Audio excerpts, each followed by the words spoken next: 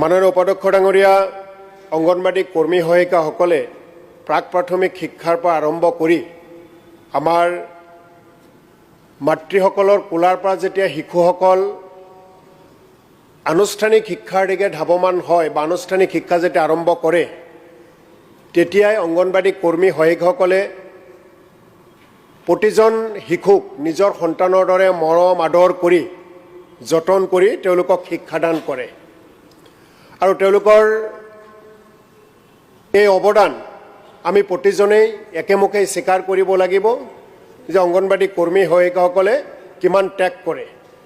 কেৱল প্ৰাক প্ৰাথমিক শিক্ষাই নহয়, উপাধ্যক্ষ ডাঙৰীয়া,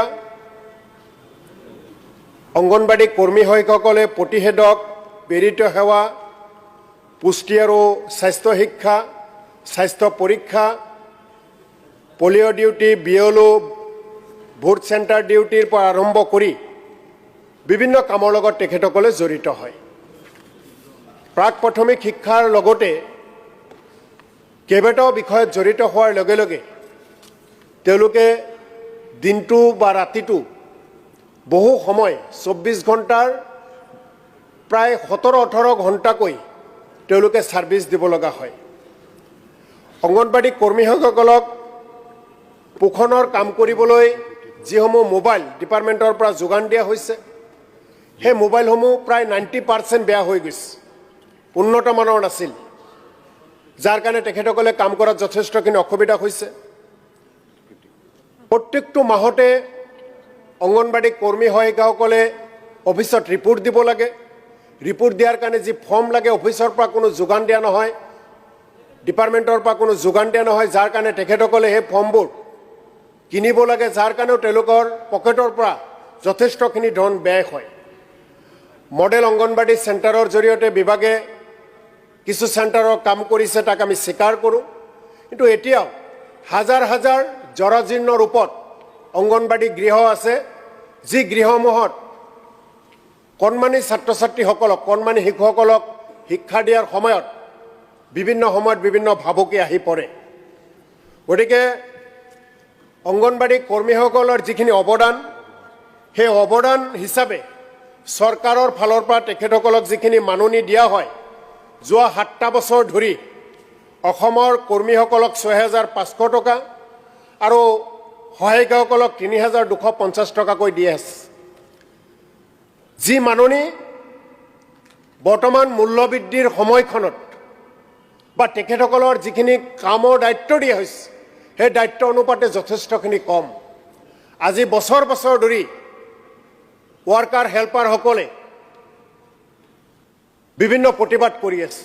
মাননীয় মুখ্যমন্ত্ৰী ডাঙৰীয়াৰ পৰা বিভাগীয় মন্ত্ৰী ডাঙৰীয়ানীৰ পৰা আৰম্ভ কৰি তেওঁলোকৰ অফিচে অফিচে তেওঁলোকে সময়ে সময়ে প্ৰতিবাদ কৰে, কিন্তু আজিৰ তাৰিখলৈকে ৰাজ্য চৰকাৰে সেই কৰ্মী সহায়িকাসকলৰ ওপৰত কোনো ধৰণৰ দৰদ বা তেখেতসকলৰ যিখিনি কাম তেওঁলোকে কৰে সেই হিচাপে তেখেতসকলক যিখিনি সন্মান আজিৰ তাৰিখত ৰাজ্য চৰকাৰে দিয়া নাই, এই কথাখিনি আমি সকলোৱে জানো। উপাধ্যক্ষ ডাঙৰীয়া, আপোনাৰ জৰিয়তে এই ভাৰতবৰ্ষতে বেলেগ বেলেগ ৰাজ্যসমূহত অংগনবাড়ী কৰ্মী সহায়িকাসকলক কি ধৰণে মাননি দিয়ে তাৰে এটা তথ্য মই দিব বিচাৰিছোঁ। তামিলনাডু 24,200 টকা কৰ্মীসকলক দিয়ে, সহায়িকাসকলক 12,500 টকা দিয়ে। কেৰালা ৰাজ্যই ৱাৰ্কাৰক 10,000 টকা দিয়ে, হেল্পাৰক 7,000 টকা দিয়ে। দিল্লীয়ে ৱাৰ্কাৰক 12,720 টকা দিয়ে, হেল্পাৰক 6,810 টকা দিয়ে। মধ্যপ্ৰদেশ 10,000 টকা দিয়ে ৱাৰ্কাৰক, 5,000 টকা দিয়ে হেল্পাৰক। গুজৰাট 10,000 টকা দিয়ে ৱাৰ্কাৰক, 5,500 টকা দিয়ে হেল্পাৰক। হিমাচল প্ৰদেশ 9,100 টকা দিয়ে ৱাৰ্কাৰক, 4,700 টকা দিয়ে হেল্পাৰক। ঝাৰখণ্ড 9,500 টকা দিয়ে ৱাৰ্কাৰক, 6,700 টকা দিয়ে হেল্পাৰক। মহাৰাষ্ট্ৰ 8,325 টকা দিয়ে ৱাৰ্কাৰক, 4,425 টকা দিয়ে হেল্পাৰক। কৰ্ণাটকত 11,500 টকা দিয়ে ৱাৰ্কাৰক, সময় দিব, হেল্পাৰক দিয়ে 6,750 টকা। উৰিষ্যা 7,500 টকা দিয়ে ৱাৰ্কাৰক, 3,750 টকা দিয়ে হেল্পাৰক। ত্ৰিপুৰা ৰাজ্যই ৱাৰ্কাৰক দিয়ে 9,846 টকা, হেল্পাৰক দিয়ে 5,768 টকা।